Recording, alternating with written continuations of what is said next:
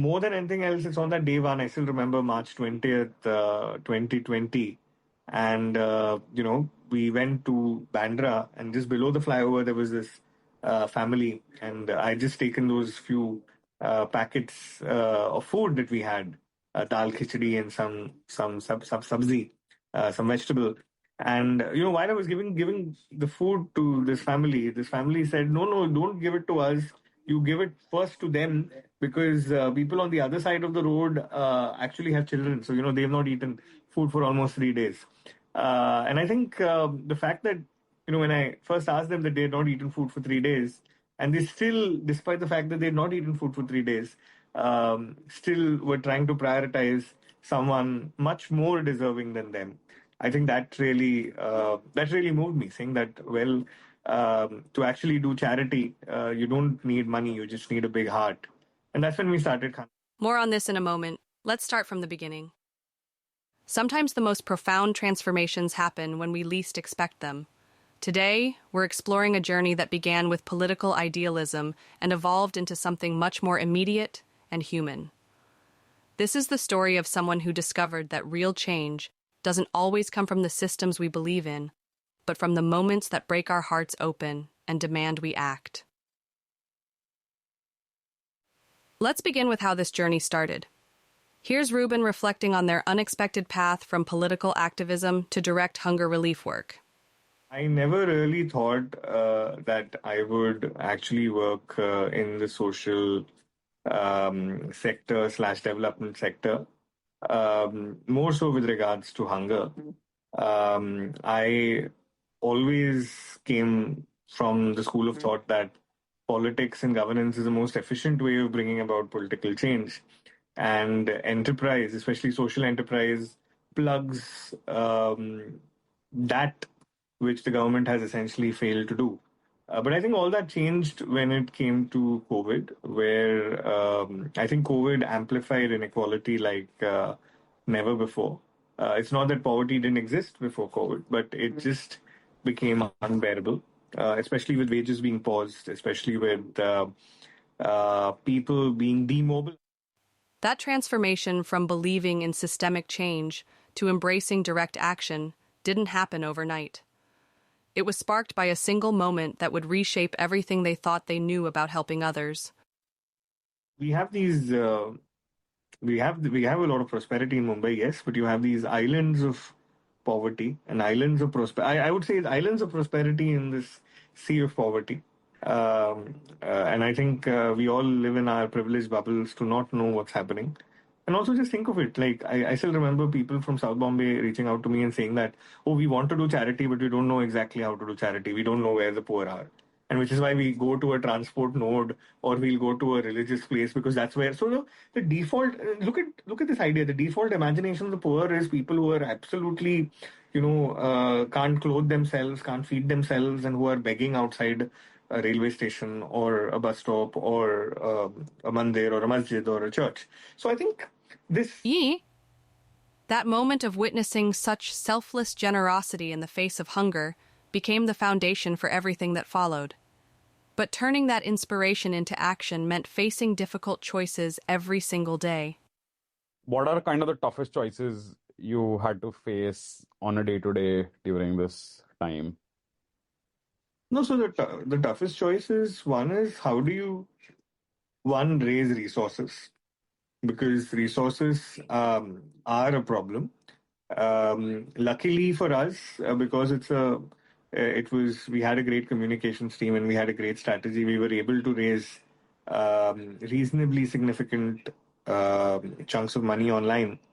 But in addition to that, just coordinating with the government, coordinating with so many communities reaching out to you, many a times you actually had to prioritize. You actually had to say, okay, maybe you prioritize this community over that.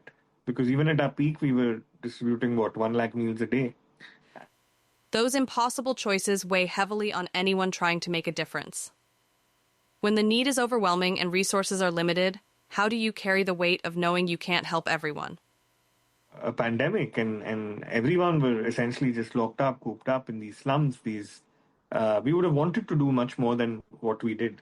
And I think the most difficult part is to actually do what we can and know that it's a drop in the ocean, and it's the demand is much more than what we can do, and what we are doing is band-aid at best. It's firefighting at best, but that firefighting is important, and I think that was the difficult part to actually prioritize amongst people who need it, and to select the most extremely needy people. Part of what makes this work so challenging is that many people struggle to understand how hunger can exist in a city known for its prosperity. Let's explore some of those misconceptions. Sometimes I think from the outside in perspective, right? People are like, okay, Mumbai is like from the external world, like Mumbai is India's one of top cities, and like how are there hungry people there? What is something that outsiders kind of misunderstand about hunger in Mumbai? No, I think not just outsiders. You've actually asked the question. I mean, you hit the nail on the head. It's bullseye. When I started Khanachi, everybody asked me, "Why are you doing this for the poor?" I thought that everybody gets ration, and we're feeding so many people, and everything seems to be fine, and they're able-bodied people. So don't you think you're perpetuating poverty without actually solving for poverty? Those misconceptions run deeper than most people realize. Here's how Ruben explains the complex reality of poverty existing alongside prosperity. During COVID, many a times I had people, staying in these SRA buildings, which are low-cost housing buildings, having a job or so, and people, having a conversation with me in English and telling me, "I'm sorry, but I'm not able to feed myself. I do not have adequate money. I transferred some money to my family. I don't know what I'm going to do for the next 2-3 months." And we supported them for the 2-3 months. And the fourth month, when we were going to give them the food, the ration packet, they actually called us to say that. Hey, we don't need this. Please give it to someone else. Because I got my job and I think I got my first paycheck, so I don't need this. So the poor have a lot of respect and dignity, and I think if we are able to respond to their condition, keeping their dignity intact, it's not that they're going to take free food from time to time. At least that's my assessment. That's my understanding. This direct experience with hunger relief didn't just change how Ruben saw the problem. It fundamentally transformed their entire approach to creating change in the world. No, it has, because I mean, I told you, right? I'm somebody who used to believe in this idea of teach people to fish and don't give people a fish and all of those standard dictums, and the idea that you need to basically have a much more efficient way of doing this.